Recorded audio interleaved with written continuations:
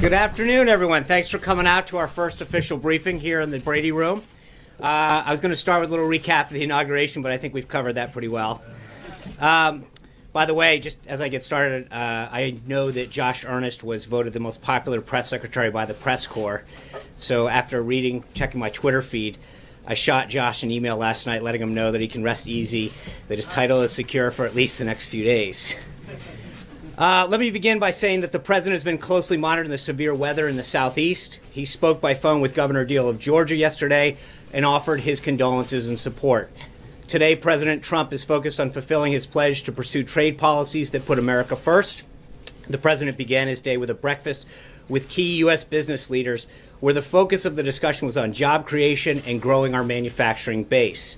Business leaders who attended included Michael Dell, the founder and CEO of Dell, Jeff Fettig, the CEO of Whirlpool, Mark Fields, the CEO of Ford, Alex Gorski, the CEO of Johnson & Johnson, Marilyn Houston, the CEO of Lockheed Martin, Klaus Kleinfeld, the CEO of Arconic, Andrew Liveris, the CEO of Dow, Mario Longhi, the CEO of U.S. Steel, Elon Musk of SpaceX and Tesla, Kevin Plank of Under Armour, Mark Sutton of International Paper, Wendell Weeks, the CEO of Corning, Chief of Staff Reince Priebus, Chief Strategist Steve Bannon, the Vice President's Chief of Staff Josh Pitcock, and Senior Advisor Stephen Miller.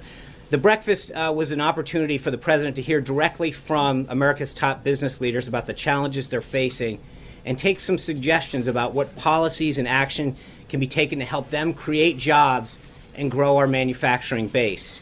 The meeting included a really great exchange of ideas, and the president has decided to reconvene the group in a month and then have them meet on a quarterly basis.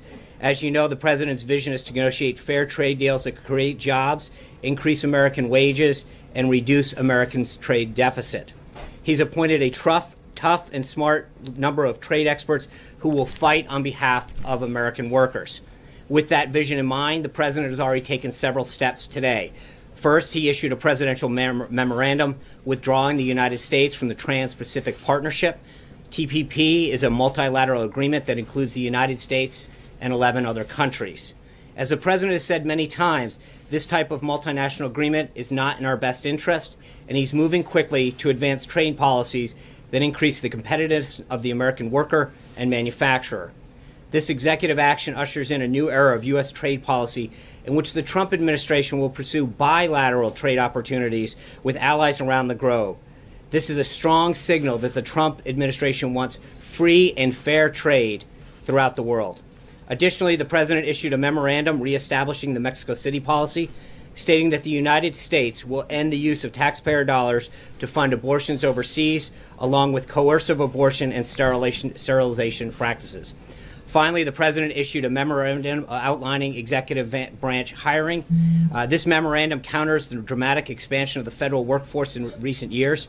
In particular, it prevents filling vacant positions and creating new positions except when necessary to meet national or public security responsibilities. It does not apply to military personnel, and it ensures that the American taxpayers get effective and efficient government.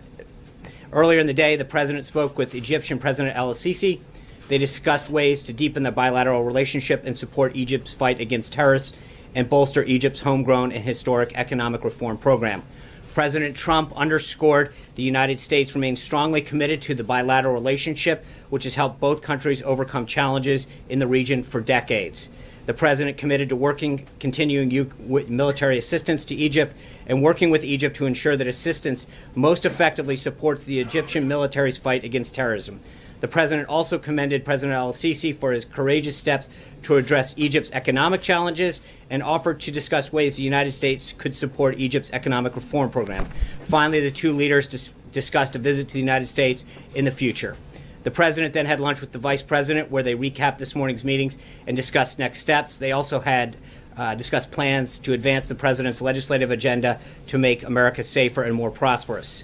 Also today, the president signed designations for acting heads of executive departments and agencies to maintain continuity in those critical positions. At 3 o'clock, union leaders and frontline workers will meet with the president to discuss his pro-worker agenda.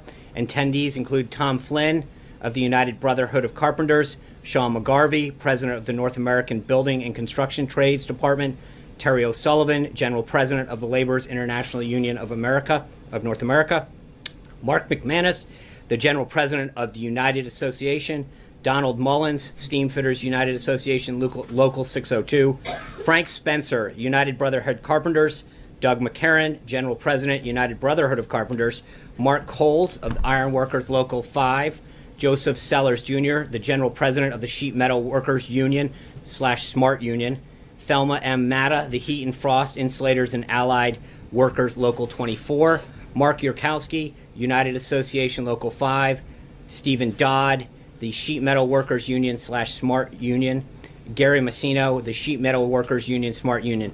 The President has been honored to receive tremendous support from union working men and women on Election Day, and he's dedicated to growing and deepening their support.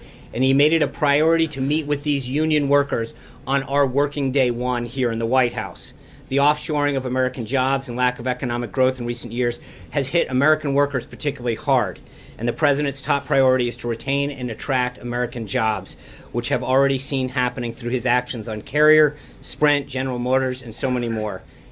At 5 o'clock, the President will host a bicameral bipartisan meeting with leaders here at the White House that will include the Vice President, the Senate Majority Leader, the Senate Majority Whip, the Senate Minority Leader, the Senate Minority Whip, the House Speaker, the House Majority Leader, the House Democratic Leader, the House Democratic Whip, the White House Chief of Staff, our Chief Strategist, Chief of Staff to the Vice President, and Chiefs of Staff from those respective offices. The purpose of the meeting is to get the President's agenda moving through Congress. The American people are frustrated with the lack of progress here in Washington, and the President wants no delay in addressing our most pressing issues. He's taking every step opportunity to forge strong bonds with congressional leaders on both sides of the aisle. One of the other subjects that's sure to come up is the status of his nominees during this meeting. It's important to note that at this point in 2009, President Obama had 7 of his nominees confirmed on day one and 5 more in the first week. As it stands today, we have 2. Democrats even held up the confirmation of CIA Director Mike Pompeo, needlessly leaving one of our most important national security agencies without its top leader on day one.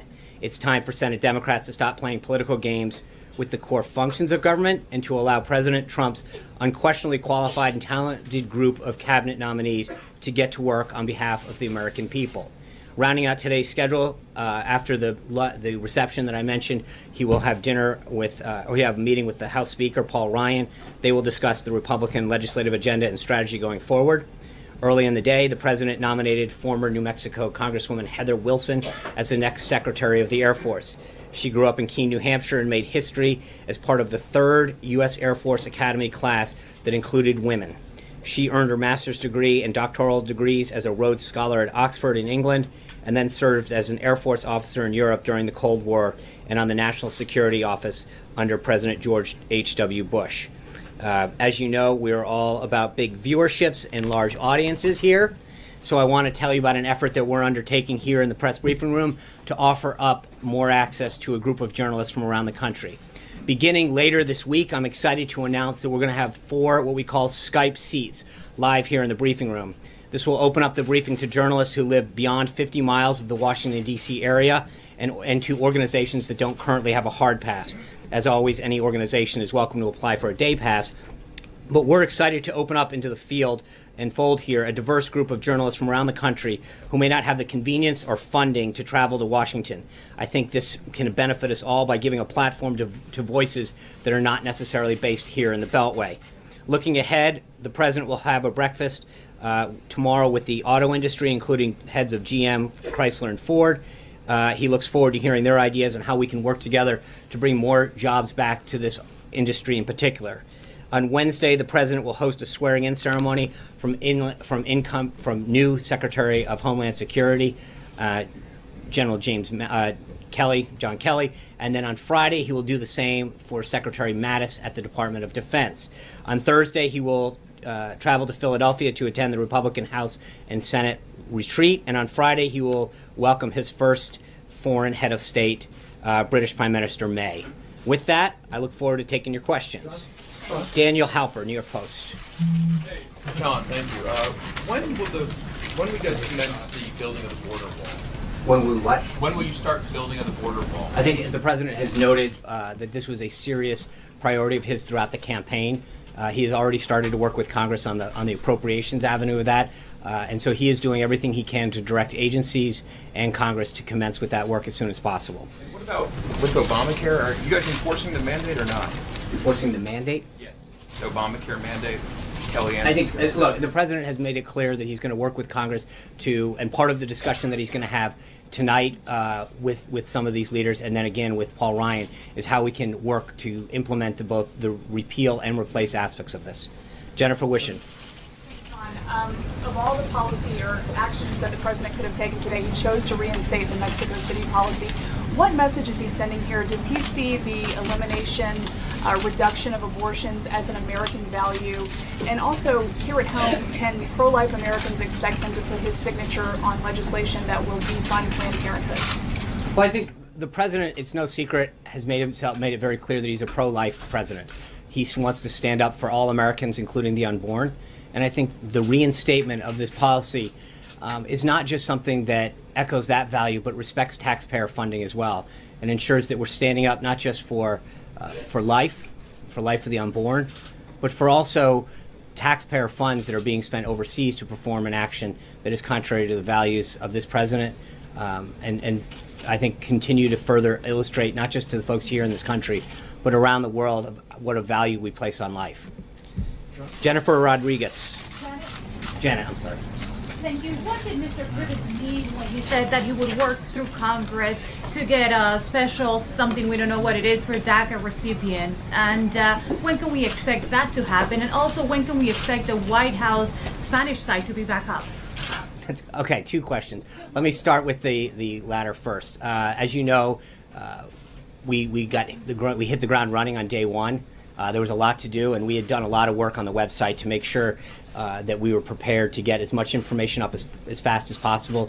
We are continuing to build out the website, both in the issue areas, and then that area. But we've got the IT folks working overtime right now to continue to get all of that up to speed. And trust me, it's just going to take a little bit more time, but we're working piece by piece to get that done.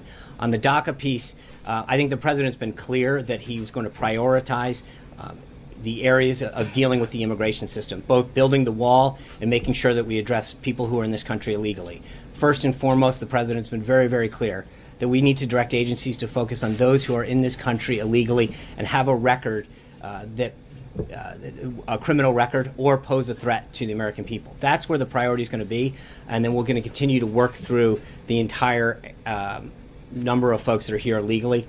But right now, the clear focus is on that. Sean? Blake Berman, Fox Thanks, Business. Sean. I want to ask you two questions. Back right.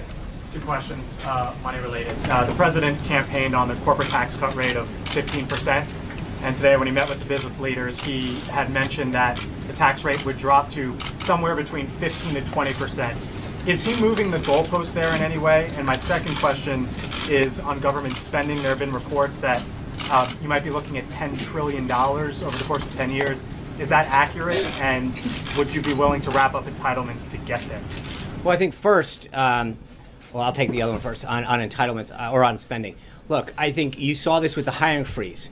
There's been, frankly, to some degree, a lack of respect for taxpayer dollars in this town for a long time. And I think what the president's showing through the hiring freeze, first and foremost today, is that we've got to respect the American taxpayer. They're sending us a ton of money. They're working real hard. Some people are working 2-3 jobs just to get by.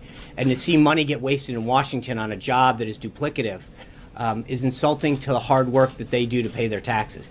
And I think that comes into your question in overall spending as well. We've got to look at how we're spending the American people's tax money. And so what the work that the landing teams have been doing is going into these agencies and departments and talking about ways that we can create greater efficiencies, eliminate duplicity, and maximize the tax dollar. So it's more a question instead of just cutting. It's about how do we spend and respect the American taxpayer dollar more than anyone, more going forward. April Ryan. That 15 to 20%, sorry. Oh, I'm sorry. Look, the president's a very successful businessman and negotiator. He's going to sit down and work with Congress to get the best deal possible for American businesses so that they can hire more people and we can expand and we can grow the economy. So he's going to work with Congress on that rate, but he understands better than anybody how to negotiate a great deal. And right now he's going to negotiate the best deal on behalf of the American worker and on behalf of the American businesses that are hiring them.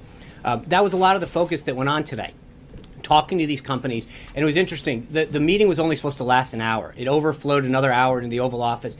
And he kept asking them, what ideas do you have to grow this economy? What is preventing you from hiring people? What regulations are stopping you from conducting more business? What are the ways that we can give you more market access into other countries around the globe? And I think that's what his focus is going to continue to be, is how do we create a tax and regulatory environment that grows the economy and benefits the American worker. So it's not just about creating more jobs, but it's also about lifting up those jobs through higher wages. April Ryan. Sean, I have a couple of questions, if you allow me to take them one at a will. time. Elijah Cummings, Maryland Congressman, Democratic Maryland Congressman, confirmed that President Donald Trump talked to him at the luncheon about the high price of prescription drugs. When is this meeting going to be set, or is it coming up soon? And will the president be meeting with the full body of the Congressional Black Caucus as well as the Hispanic Caucus on issues related to those communities? Okay, let's take one at a time. I'm not aware of the conversation. I'm sure you've heard the president the last couple of weeks talk about the price of pharmaceutical drugs and the need to get those prices down and bring manufacturing back in the pharmaceutical industry to benefit the country. So it's an issue he's going to continue to work on. He understands, as we reform health care, as we repeal and replace Obamacare, the getting a hold of the cost of prescription drugs to give more people access to them, but also to allow greater access in healthcare, greater plans in healthcare. That's going to be a key part of it. So that's going to happen. I think, look, you're seeing with respect to the other meetings, it's day one, working day one here. He's going to start with the leadership. He's going to have a great conversation with them.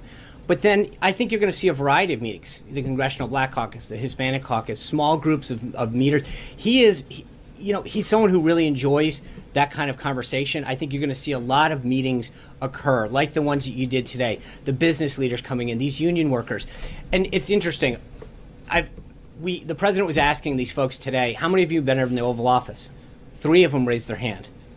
We talked to some of these union leaders, and we hear, we didn't get a lot of attention. And here we are on working day one. And you've got the president reaching out to some of America's best business leaders, and then some of the union workers and line workers, and bringing them in and saying, I want to listen to what's going on in your life. What can we be doing to help you? And I think that you're going to see a lot more of that, a listening president who's engaged in trying to figure out what policies and actions that he can take, that this government can take, that he can work with Congress to make people's lives better, to make their security better, to make their economic security better. But you're going to see a lot of that. That's who he is.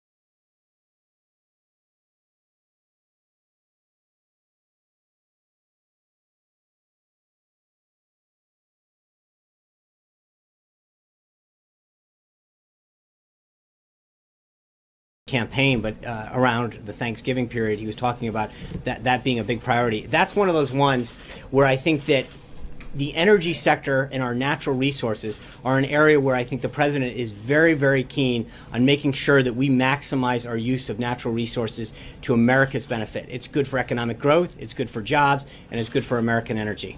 Jonathan Karl. Sean, thank you for being here first briefing. Great to see you. Thank you. Before I get to a policy question, just a question about the nature of your job. Yeah. Is it your intention to always tell the truth from that podium, and will you pledge never to knowingly say something that is not factual? It is. It's an honor to do this, and yes, I believe that we have to be honest with the American people. I think sometimes we can disagree with the facts. There are certain things that we may not fully understand when we come out, but our intention is never to lie to you, Jonathan. Our job is to make sure that sometimes, and you're in the same boat. I mean, there are times when you guys tweet something out or write a story and you publish a correction. That doesn't mean that you were intentionally trying to deceive readers and the American people, does it? And I think we should be afforded the same opportunity. There are times when we believe something to be true, or we get something from an agency, or we act in haste because the information available wasn't complete, but our desire to communicate with the American people and make sure that you have the most complete story at the time. And so we do it. But again, I think that when you look net, we're going to do our best every time we can. I'm going to come out here and tell you the facts as I know them, and if we make a mistake, I'll do our best to correct it. But I think that it's as I mentioned the other day, it is a two-way street. There are many mistakes that the media makes all the time. They misreport something, they don't report something, they get a fact wrong. I don't think that's always to turn around and say, okay, you were intentionally lying. I think we all go try to do our best job and do it with a degree of integrity that are in our respective industries. Do you have any corrections that you would like to make or clarifications of what you said on Saturday? Well, ask away, Jonathan.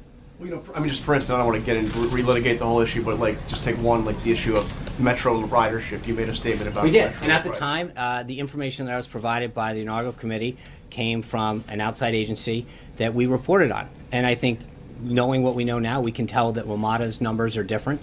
But we were trying to provide numbers that we had been provided. That wasn't like we made them up out of thin air.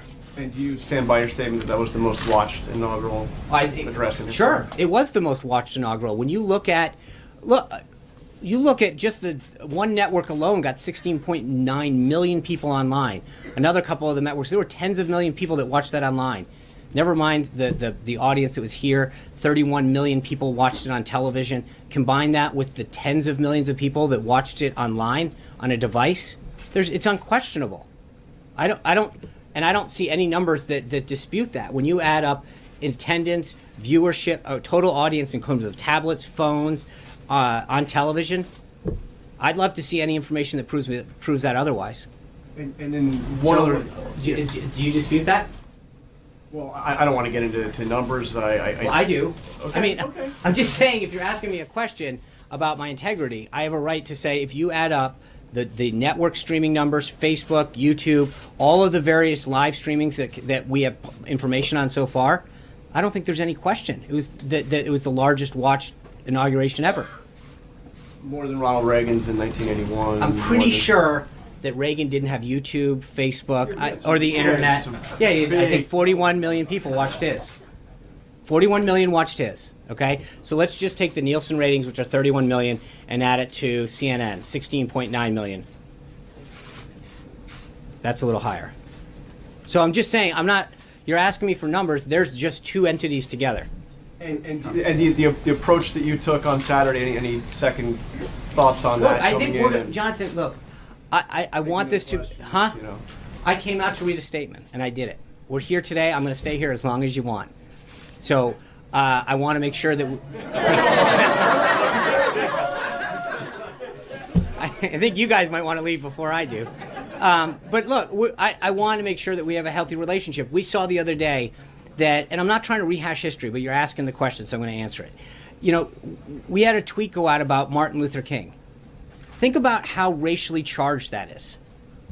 And someone rushes out and says to the entire press corps that the President of the United States has removed the bust from his office. I mean, think about what the signal. Hold on, please. Himself and apologize. No, he actually apprised to, quote, my colleagues. That's the exact quote. Okay? That quote, that report got tweeted out around. And to report, where was the apology to the President of the United States? Where was the apology to millions of people who read that and thought how racially insensitive that was? Where was that apology? You accepted his apology, though, Sean.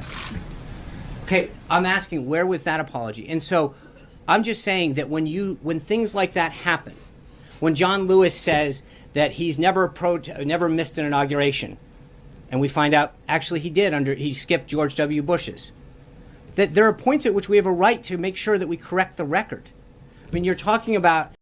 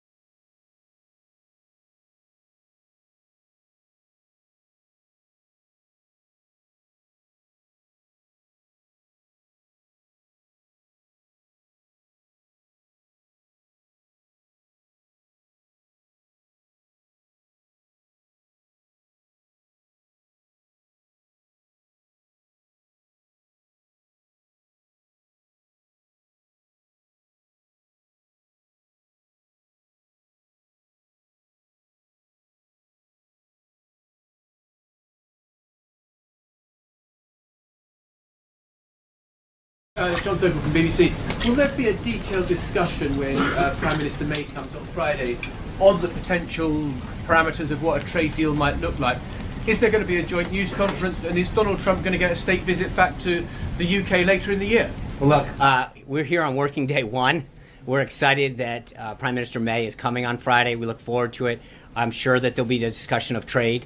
We'll come up to the degree to which I don't know yet, and I'm sure we'll have an opportunity to brief you out. I don't believe we have any plans right now for a joint press conference, but that's something that our team will be working out with Prime Minister May, and we'll keep you updated on that. Yeah. Trey Yates, One American News. After the executive order withdrawing the U.S.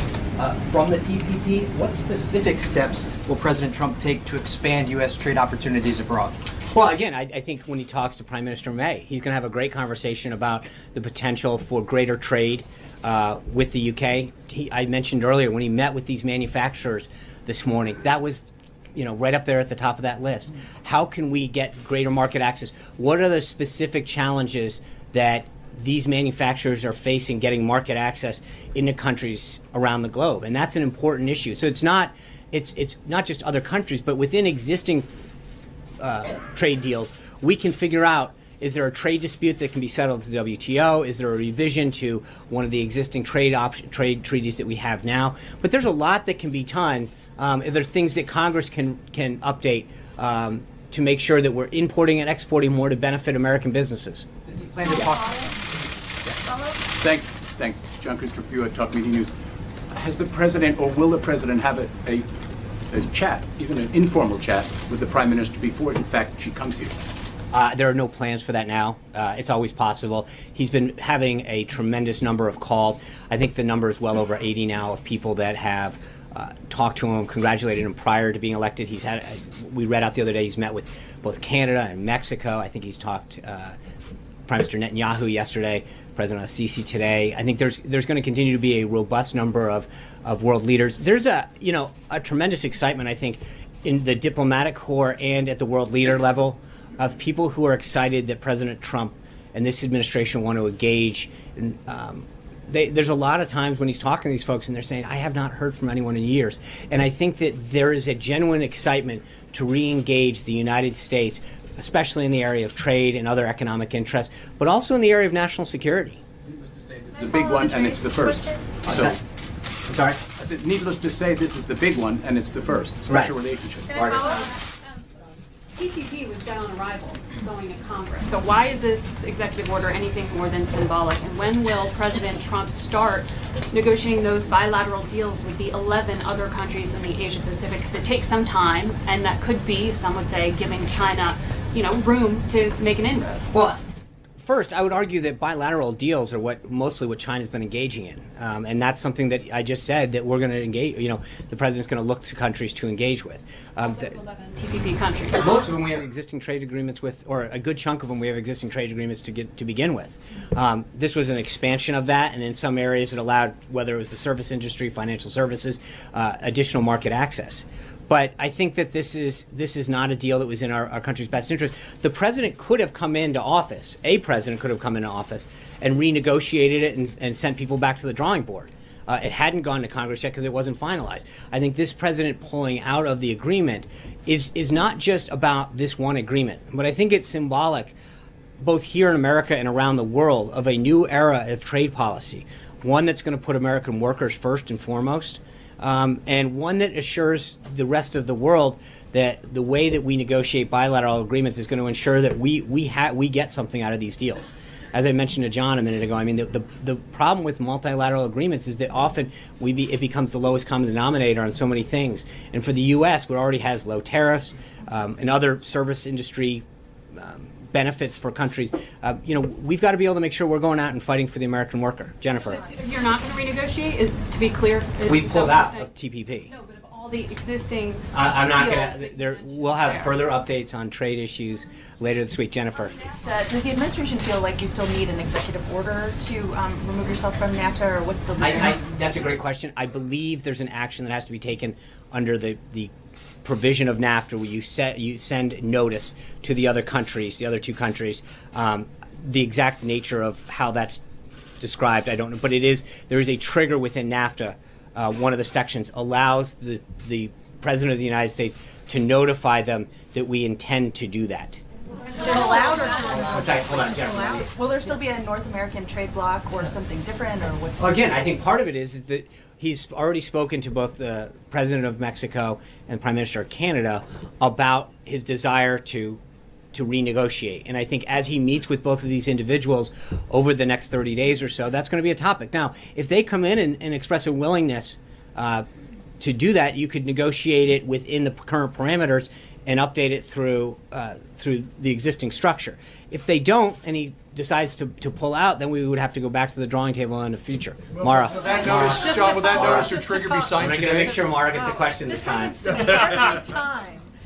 Just to follow up on the China question, China actually has a regional agreement called the Regional Comprehensive Economic Partnership, and now Japan and Australia, two of our great allies, are talking about joining that. Does President Trump see a national security component to these trade deals, and is he concerned that now China will write the rules for Asia-Pacific trade? Well, I think he has been very, very clear about China's place in the geopolitical landscape, both economically and and national security wise. So he understands the need. That's part of the reason that trade is important, bilateral trade. It provides a check on a lot of this. But again, he's always going to be fighting for the interest of the country and the American worker. So how we engage and with whom is going to be decided on whether or not we can get a deal that benefits our country economically and in terms of national security. That there are things that we can do economically that actually end up also benefiting us from a national security standpoint because of the economic relationship that exists between the two countries. Yes, sir. Follow up on another. Okay. Can I just have one Mara more gets a follow-up? follow-up. Sorry, thank No, so you much. earned it. Thank you. Just really simple. What is the average national unemployment rate? What's the average? What's the overall unemployment Are rate? you talking about today? whether or not we include the full? I'm just asking you. I mean, the Bureau of Labor Statistics puts it out. You accept. No, the it's Bureau not a of question of Labor what I accept. I mean, there are ways that you can put out full employment. I know the difference. Right, but I'm saying that so there's a reason that we put out several versions of that. Right, I get One is that the illustrative nature of how you count the unemployed, whether or not they're long-term unemployed or whether or not they're still seeking a job. But there's a reason that you put out several of these statistics. It's so that economists can view them and decide, look at different landscapes on how to make economic policy. So during the campaign, he at one point, Trump at one point said it was 42%. I just want to Well, be again, clear I on think- where we're starting from. But again, part of it is his economic team is going to look at a multitude of statistics and drive economic policies. His goal is obviously to get as many Americans working together. That's his ultimate goal. Is that when he sees people that are hurting, that haven't had wages lifted up, that are unemployed, that can't save for their kids' future, that are having trouble with their health care costs, that's what he really cares about. It's not just a number to him. It's about, is someone getting by? Are their wages going up? Can they find a better job? Do they have access to education, whether it's higher education, college, or a VOTech kind of school, so that they can train for the skills of the next century? Those are the kind of things the president, he's not focused on statistics as much as he is on whether or not the American people are doing better as a whole and whether or not a family. And it was interesting. I know when we talked about Carrier at one point, someone said, well, that's 1,000 jobs. When you talk about those 1,000 jobs and their families, during the holiday season, I would beg to differ that those people were unbelievably ecstatic that the president and the vice president intervened. And so every one of these meetings that you saw happen at Trump Tower and then now, it's all about, whether it's 2,000 jobs or 20,000 jobs, that's the focus. It's making sure that that small businesses have greater opportunity to be successful, that American workers can have their wages lifted up, that the benefits that they receive in terms of health care and education are something that provide them the support that they need. But that's what this is all about. I think for too often in Washington, we get our heads wrapped around a number and a statistic. And we look at and we forget the faces and the families and the businesses that are behind those numbers. And so I think that's where his head's at, is trying to look at those people that come to his rallies, that have come to his events, that he's met with in person, that are struggling and say, Mr. Trump, I'm working as hard as I can. I'm working 2 jobs. I'm doing everything by the rules, and I keep getting screwed. That's what he's fighting for, is that man or woman out there that's doing everything they can right, but can't catch a break. And I think he addressed that in his inaugural speech when he talked about shifting power outside of Washington, D.C. back to the American people. Because for too long, it's been about stats, Mara. And it's been about what number are we looking at as opposed to what face are we looking at. Yeah, David. 2 questions. One, back on DACA, I was just curious about the message from this administration, from the White House, to young people who may qualify and not yet have the protection. Should they enroll going forward, and those who are in the program now seek renewal? Well, I think, what those people should know is that the president's laid out a list of priorities. And the priorities are focused on making sure that people who can do harm or have done harm and have a criminal record are the focus. And as he said throughout the campaign, we've got a series of individuals that we've got to figure out, people who have overstayed their visas, people who have committed crime, and we're going to go through that in a very systematic and methodical way. So for now, that's not, the focus is going to be on people who have done harm to our country. Yes? Thank you, Con. 2016 was the hottest year on record, and the last 3 years have been the hottest 3 years on record. Scientists are saying that we're getting dangerously close to the point where human civilization is being threatened. How does President Trump plan to address this? Well, I think he's going to meet with his team and figure out what policies are best for the environment. But I think that there's one of the things that he talked about during the campaign is there's a balance. And he's trying to make sure that we use our resources appropriately, that we maximize things to make sure that we don't do so at the detriment of economic growth and job creation. So there's a balance, and I don't think it's an either-or situation. We can ensure that we're doing things that are smart for the environment and smart for our longevity, as well as making sure that we're doing things that create economic growth and job creation. Yes, sir. Yeah. Sean, what is the president's message to the millions of people here in Washington and around the country who were protesting on Saturday? And a follow-up after that. Okay. That's very polite of you. I think he has a healthy respect for the First Amendment, and this is what makes our country so beautiful. Is that on one day you can inaugurate a president, on the next day people can occupy the same space to protest something. But he's also cognizant to the fact that a lot of these people were there to protest an issue of concern to them and not against anything. I remember this morning Debbie Dingell was on television, and she's talking about. I don't want to inaccurately quote her. I know Jonathan's a stickler for that. She said, different women were there for different reasons, but they were all there to make sure that their core American values are going to be protected. And I think many people like me were there for positive reasons. And I think the president shares Debbie Dingell's views that there were people that came to the mall, as they do all the time, sometimes in smaller numbers. And so I think he reaches out to them in the way that he started on the night that he won the election, on the way that he did on Inauguration Day by sending a message that talks about fighting for them. But more importantly, I think the president's going to show through action and through success that he's fighting for them and fighting for every American. One of the things that we've seen so often in this town is a lot of soaring rhetoric about how much people care. And I think the president is going to show through deed and action and success that he wants to fight for people's health care. He wants to have a better education system. He wants a stronger America. He wants to go in and fix our inner cities. He wants to make sure that our infrastructure, our roads and our bridges. So I think more than anything, showing people through action and deed and success is where he's going to prove to the American people how much he cares to unite us and how much he cares to make this America better and safer. Follow up on the other side of this, another group that's coming. I forgot you did ask. I did ask. Thank you polite. for remembering. Another group, and this is a follow up on CBN's question a moment ago.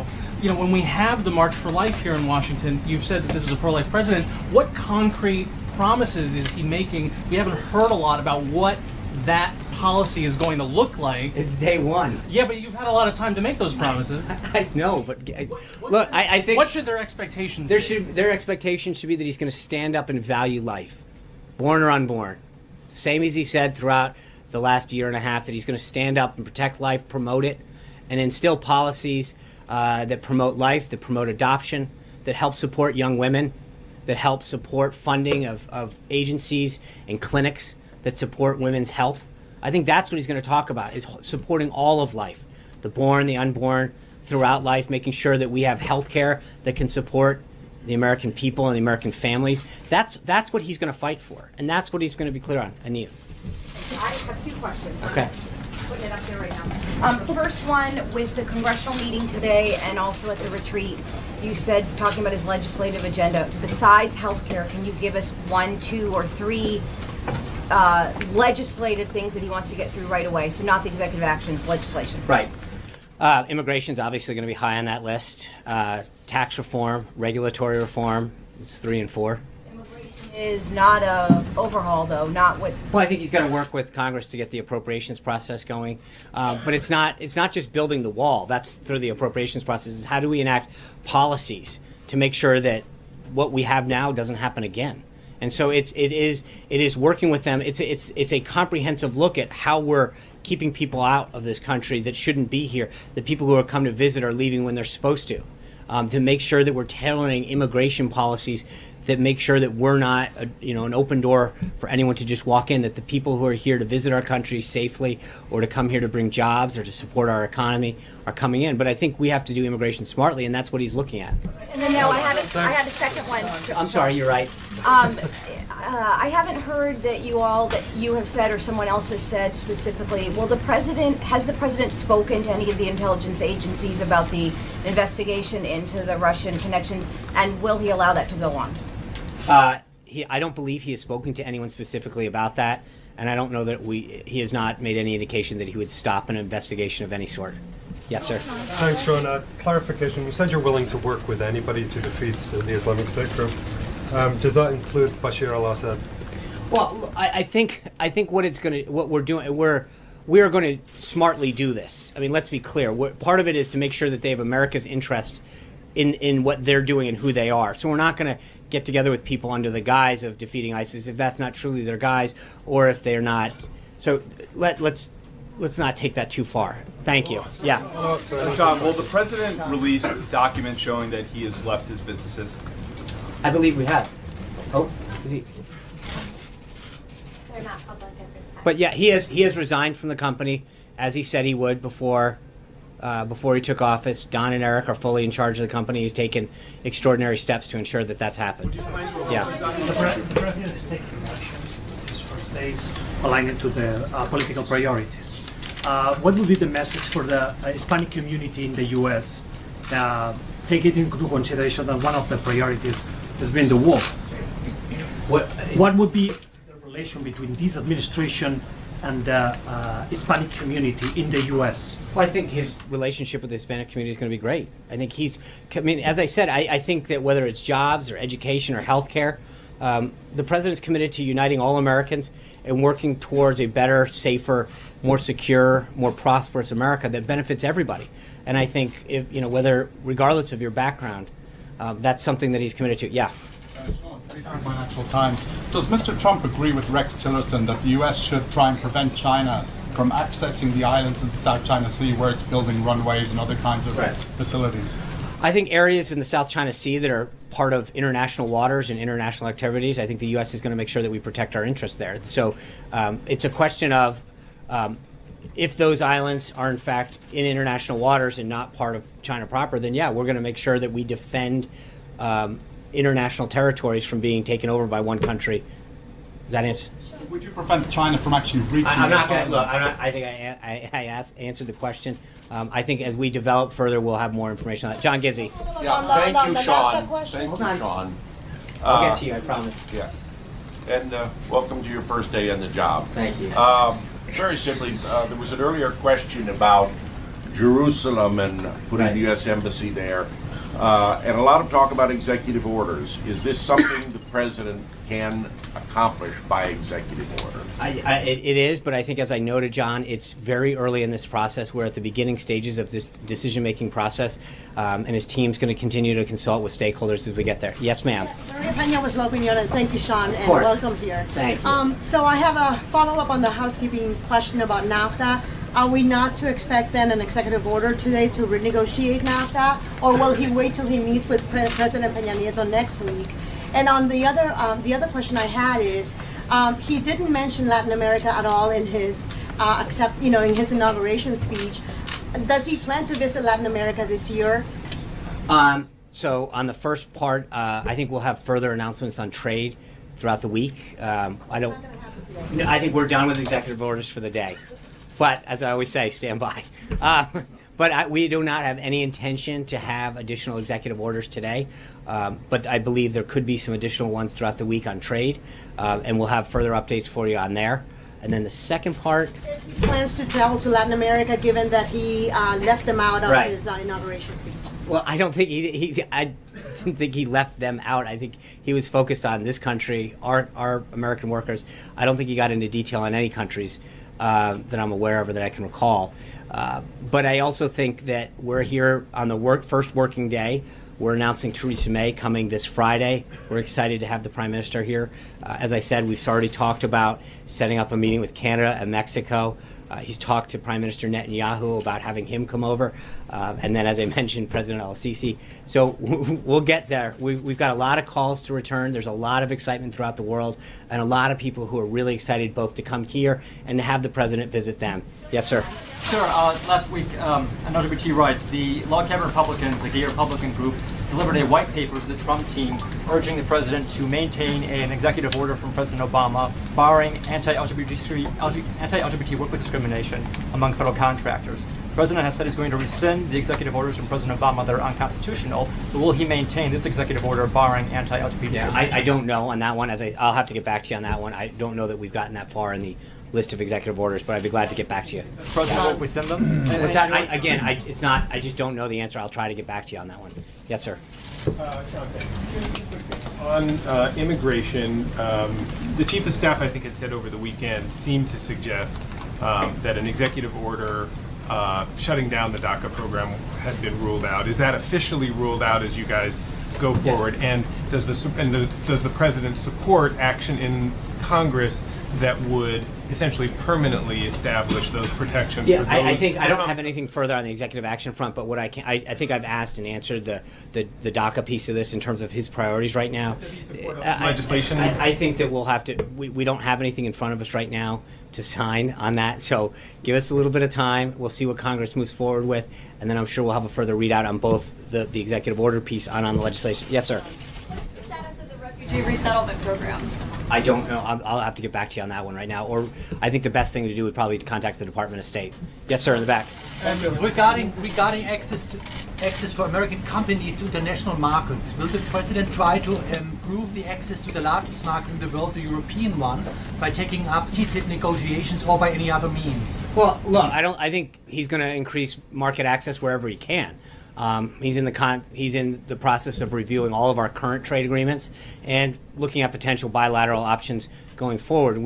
Whether it's in the EU or in the Asia Pacific arena or in the Middle East, he's going to figure out where we can expand U.S. market access, and that's, I think, what today's decision really starts to show, is that it's not about multilateral agreements under the Trump administration. It's about bilateral agreements where we can figure out country to country, how can we fight for the American worker, gain them access to another market that's going to benefit our large and small businesses who want to sell additional goods and services. Yes? Sky News. Why did the President choose the British Prime Minister as the first foreign leader for him to meet? And can we take from that he intends to make the relationship even closer? I think we've always had that special relationship with Britain, and he's going to, and that reflects in his first visit, in the Prime Minister's first visit here. He's had a great conversation with her, and he looks forward to having her here, but we can always be closer. Yes, ma'am. Jane with China News. What kind of relationship is Trump looking for to build with China after he withdrew from TPP? And on Taiwan's issue, what kind of stance he's going to make on cross-strait relations? What's the last part, please? Taiwan. Yeah. Cross-strait relation. Well, I think on China, he understands what a big market that is for U.S. goods and services. When he met with the head of Alibaba a couple weeks ago, that was part of the point. There's a huge market issue there, but in many cases, it's not a two-way street. There's so many Chinese businesses and individuals, frankly, who can have ease of access in the United States to sell their goods or services. And I think that whether or not you're talking about the financial services or the banking, the other service industries or our manufacturing goods and services, or some of the IP problems that we have with China, that it really is not a two-way street. And so he understands the market that China has, and our desire to further penetrate that market. But he also recognizes there's a lot of concerns with how we are treated entering into China's market, and we need to review that. Yes, ma'am. I think we'll have further updates on that. Yes, ma'am. Jessica Stone from CGTN. Welcome. Thank you. Question following on what she was asking about TPP. Part of the thinking of TPP was to encircle China economically, and I wonder if the president has thought a little bit about what kind of bilateral relationships in the region, the trade relationships, would accomplish a similar goal. And secondly, I heard you talking about NAFTA and a trigger, but I didn't hear you say you had triggered the trigger. We have not triggered the trigger. Hasn't happened. But again, I think we have existing relationships with many of the countries that were part of the 12-nation makeup of TPP, and I think we're going to continue to explore how we can, in some cases, strengthen those relationships or look for bilateral agreements with nations that we didn't have one through TPP. Yes, sir. Yeah. Sean, congratulations, Bob Thank you. Weiner, Ovid Writer, and Main Street Radio Network. Social Security and infrastructure. On Social Security, the President will be meeting tonight with congressional leaders. What's he going to do, given his campaign promise on not touching Social Security, when Paul Ryan and Mitch McConnell send him a bill that includes in a funding package various cuts at Social Security? And on infrastructure, has it fallen off the radar screen, or is it going to stay a priority for the President? So on Social Security, he's going to talk to them. I think he's been very clear what his priority is in terms of preserving and protecting this really important benefit to our seniors. He understands. I mean, Mr. Trump's employed so many people over the years. He understands the struggle that people have later in life to continue to make ends meet. And I think that he is keenly aware of how important this program is to so many people in their later years. And so he's going to continue to fight to make sure that that's a program that is preserved and protected. And then on the give me infrastructure. Of course, yes, that definitely. And he's continued to bring that up. He talked with the business executives today about how so many of our airports that are so important to our commerce system, getting planes to land in and out, roads, and their ability to truck things across the country, even our freight system. That if our infrastructure is not strong, it inhibits our ability to have free commerce. It drives up the cost of goods and services when someone's got to take a different route, or is limited in the opportunities that they have because a runway might be closed, or it can't be expanded, or a rail line breaks down, or a highway's just not the wear and tear he puts on trucks or shut down. So infrastructure continues to be a huge priority for him. Yes, sir. Yeah, two questions. The National Security Council, the staffing of the National Security Yeah. Council, when do you expect to have those positions filled? We've got many of them filled. How many of them are? I'd have to get back to you on the number, but it's actually fairly robust right now. There were a lot of holdovers, but General Flynn has been working diligently with KT McFarland, his deputy, and others to make sure that that's filled out, ready to go. He's had countless meetings with counterparts and had several folks detailed over, but it's a very, very robust efforts from day one. Follow up to John Carl's question. So are you retracting your claim on Saturday that it was the largest crowd in person That's for not an what I said. inauguration? Well, you said this was the largest audience to ever witness an inauguration, period, both in person and around the globe. Right. To Both witness in person, it was and the around the largest globe. Yes, in total audience it was. Total audience, but not simply in person. But right. But again, I didn't say in person, both in person and around the globe to witness it. You're saying those together. No, that's actually what I said. It's not what I don't know how you can interpret it differently. That's literally what I said. To witness it in person and around the globe. Total audience, yes. But not in person. Hold on, let me just. But you're saying here, just to clarify, you're not saying, and you weren't saying on Saturday, that it was the largest inaugural crowd in person. I am not. I am saying that it was the total largest audience witnessed in person and around the globe. Yes, sir.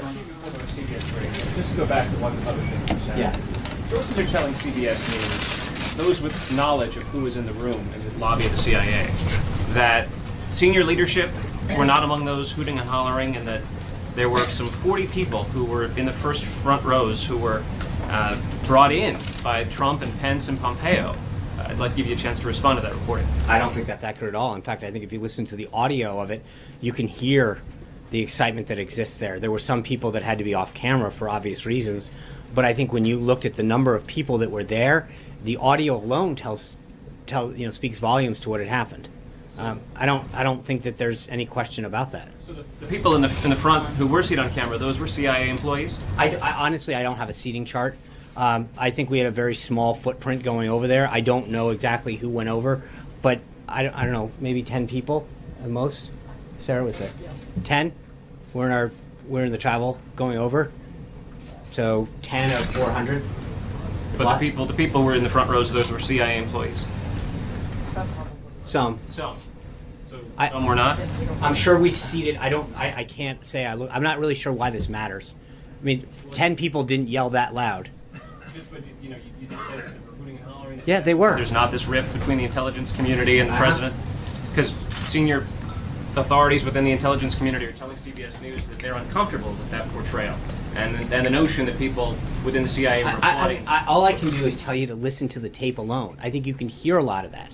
Yes. Sean, a couple questions, if I could. I know you've been out here for a while. Has the president formally requested or received Pentagon advice on how he could change the campaign against the Islamic State? I think he has ordered it.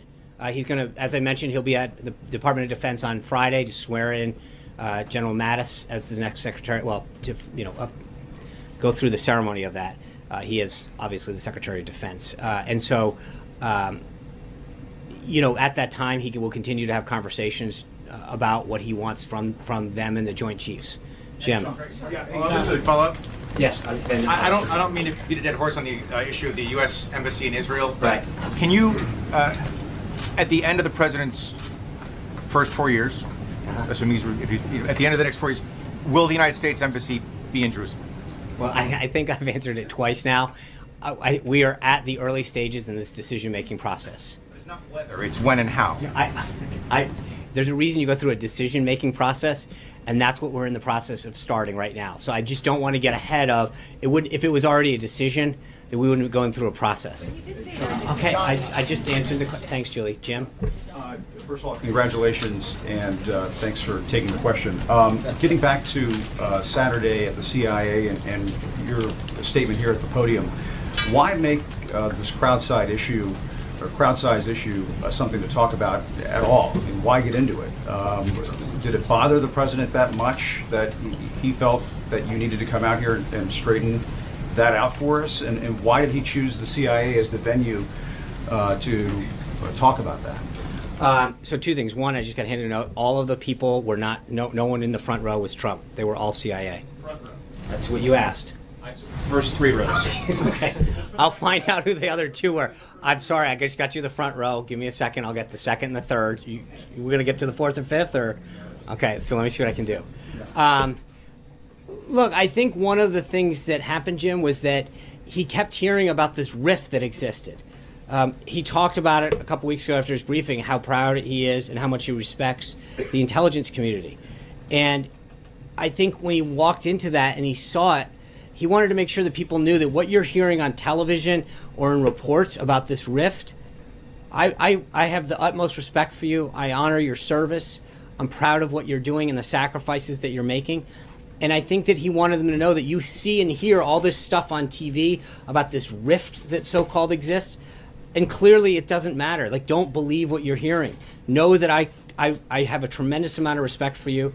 I appreciate everything that you're doing. And I think that's why he wanted to do it, is to make sure that they understand, they heard firsthand how much he respects them, how much he wanted to dispel the myth that there was a quote-unquote rift. But in terms of the crowd size issue, why bring that up at the CIA? And why did you come out Saturday afternoon to talk about that? Did he tell you, Sean, I'm upset about this, I want you to come out and I'm not going to get into conversations that I have with the president, but I will tell you that it's not just about a crowd size.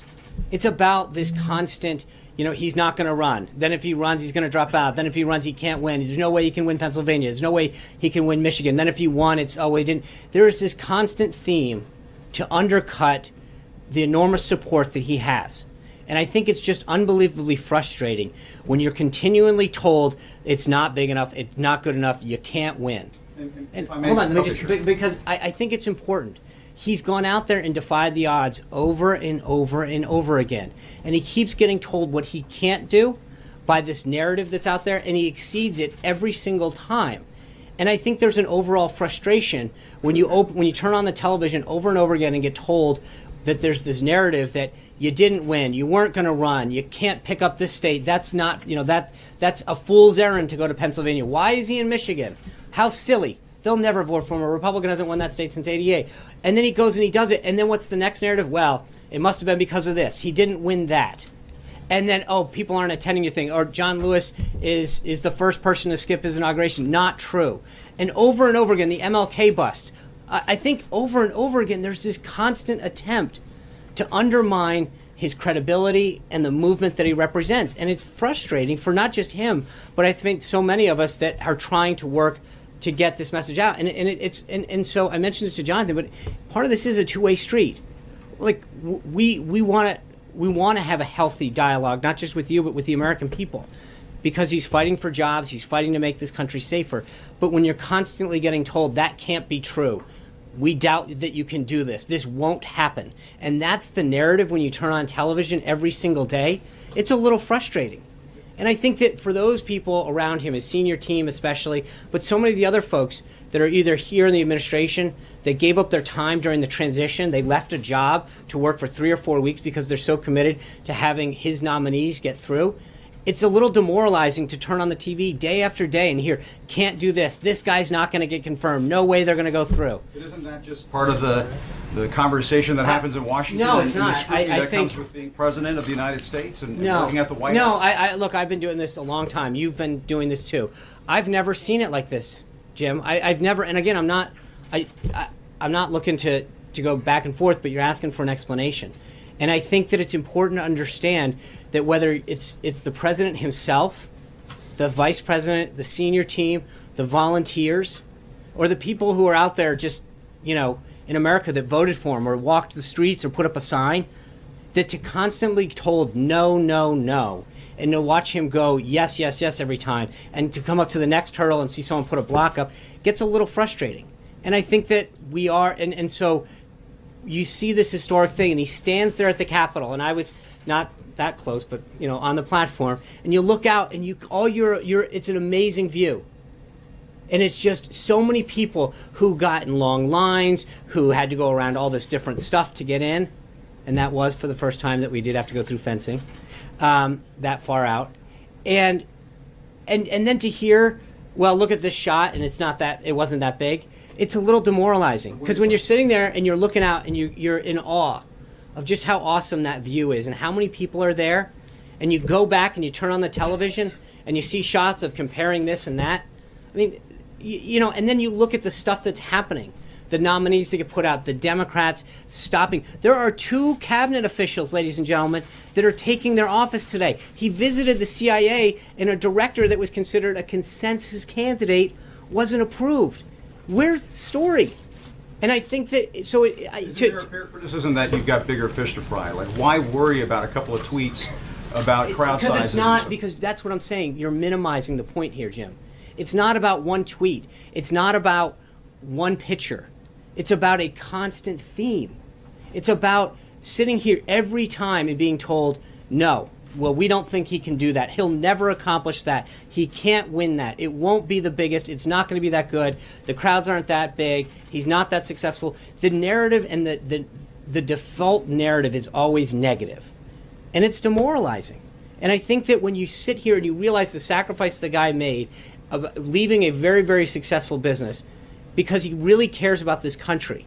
And he wants to, despite your partisan differences, he cares about making this country better for everybody.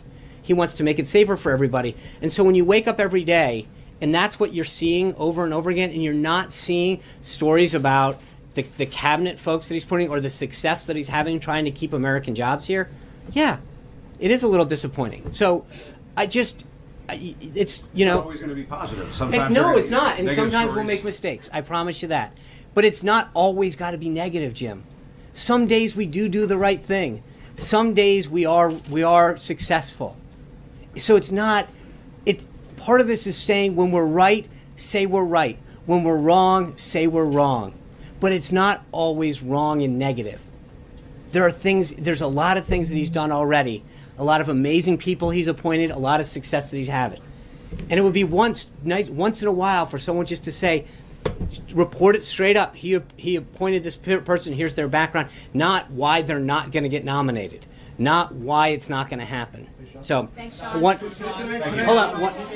last thing, hold on.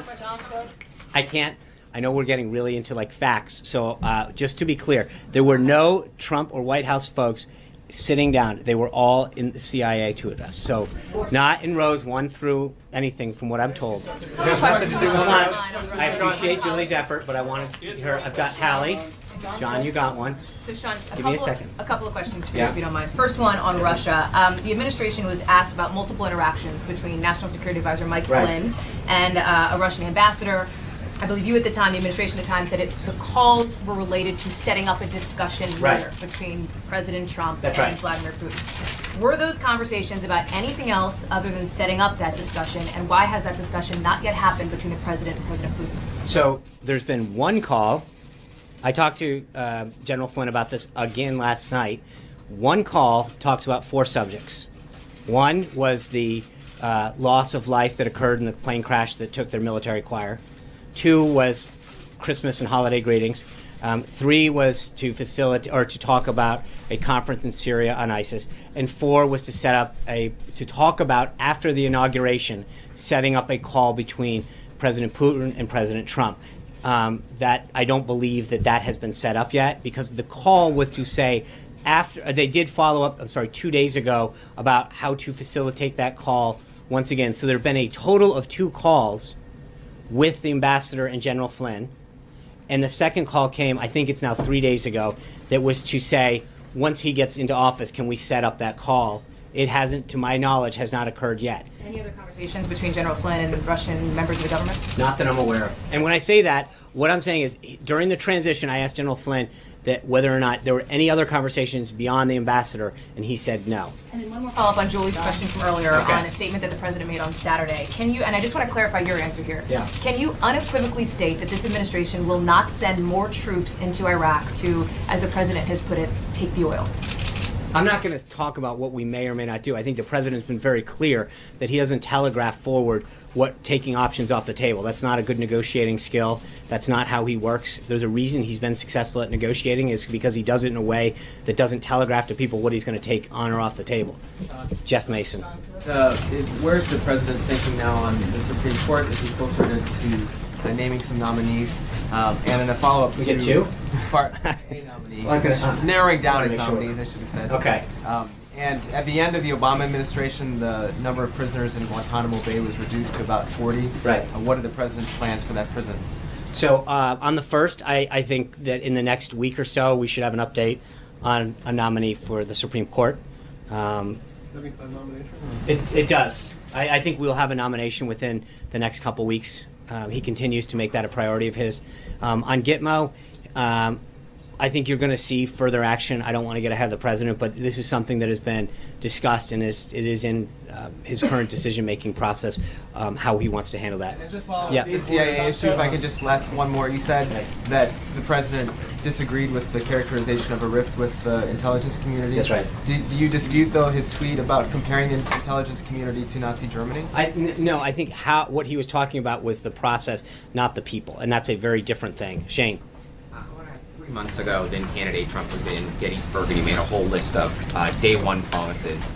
He called it a contract with the American voters. A bunch of them are not going to get done today because you said he's done with making executive orders, labeling China a currency manipulator, imposing congressional term limits, proposing that. I want to ask you, why not pursue all those on day one as he promised in a contract with the voters? Well, I think we're going to continue to sequence those out. I think part of it is to make sure that we don't spend our entire day signing executive orders and bringing you in. There's a way that we can do this to make sure that we're getting all of those things that he promised the American people done in short haste and doing it in a way that doesn't just jam them out in a fire hose. And I think part of this is to ensuring that we sequence these, that gives the American people the proper attention that they deserve. Because part of it is that if we put them all out on one day, they get lost in the ether, I think. And I think he made these promises and pledges to the American people because they're important to him. He still plans to do everything on that day one list, though? That's his intention, yeah. He's very clear about that. Yes, sir. Is the president going to shake up the leadership of CFPB before the director's term is up? I'm not going to. No decision has been made at this time on that. Kristen Welker. Thank you very much, Sean. One on Obamacare. Has he finished his plan on Obamacare? When will the American people see that? And then on NAFTA, can you just clarify? I know he's going to meet with the leaders of Mexico and Canada. Has he started to have discussions with them currently about renegotiating NAFTA? On Obamacare, I think he's going to continue the discussion tonight with Speaker Ryan in particular at the meeting that he's going to have after the reception. When it comes to the other part was NAFTA. He discussed on the phone with both leaders his desire to reform it, but obviously his goal was to have that discussion when they come in person. And I think I mentioned yesterday the foreign minister of Mexico is going to come on the 25th, 26th to sort of set the table and have some of those meetings ahead of President Peña Nieta's meeting here. Now that he's officially in office, don't they deserve to see Well, again, this is his first working day. I think it's been pretty busy and robust, not just today, but in the 2.5 other days that we had. And I think you're going to see a lot more come out. But there's a lot of things that have to get done, and a lot of things that we're working on as a staff to get him prepared. He's going to continue to have very, very robust weeks. Thank you, guys. I appreciate it. This was a good first one. One more, please. Go ahead. Thank you, sir. Go ahead. Thank you. First of all, congratulations. Thank you. Also, the president who made a history coming from the business community. My question is, last 2 days I have gone to a number of balls, Asian balls, including Asian American and Indian American balls. And most of those people were supporting President for his actions and also trade. But most important, across the street from US-India Business Council, Mukesh Aghi, he represents 500 Fortune companies to and from India. And he said that his companies are supporting. So my question is that where do we go as far as US-India and US-Asia, US-India business relations are concerned? Well, thank you for the question. I think that whether it's India or other countries throughout the globe today, as I mentioned, I mean, the goal is to figure out countries and markets that we want to access that benefit the American worker, help us grow manufacturing, the services industry. And so that's one area that we'll continue to work with the Prime Minister there on. But we've got a very robust agenda. Thank you guys. It's been a pleasure. God bless. See you tomorrow.